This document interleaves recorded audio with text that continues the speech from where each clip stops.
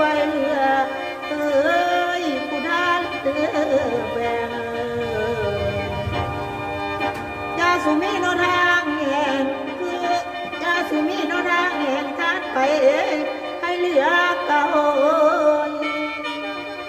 ให้คืนมาเด้อสู่เท่ากันเนินเจ้าให้ลามาเพียดเพียนดังน้ำล้นฟ้าเน้นอังทะเลหลวงเงินทางหวงให้ไหลมาจากสุมีตะวันเว้ยไปเป็นนายให้กายหนีอย่ามาพา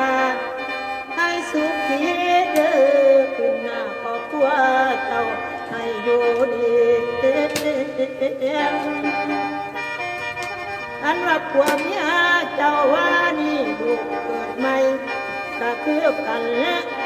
ให้สุขสันต์น้องเล่นไปยาสูมี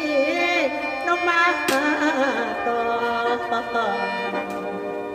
ผู้สนบุญจงน้ำหอยให้เป็นต้อยอย่าเป็นแห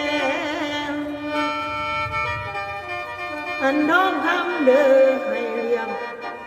อย่าเป็นพึ่งตาตัวเดียวเจ้าทำดีบ่สิ้นเวรจากชั่วประจำปัน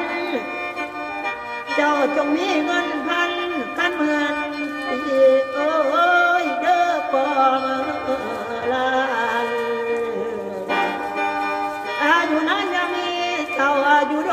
นอย่ามีแก่อายุนั้นเขาลอยให้ตัวเจ้าหนุ่มบ่เจ้าอายุได้ลอยเก่าให้เจ้าหนุ่มคือสาวยาสุมี